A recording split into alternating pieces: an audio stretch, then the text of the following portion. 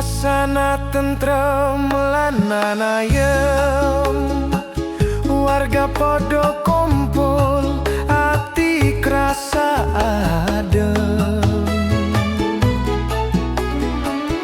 Ing kedongan Sri Martani, piungan kang nikmatan, yuyup rukun ngiket tali pase duluran.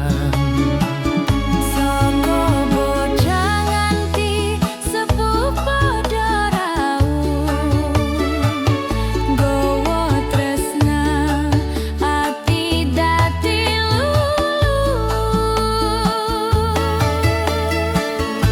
Syawalan ning Masjid Al-Amin, nuhurake rasa silaturahim. Salam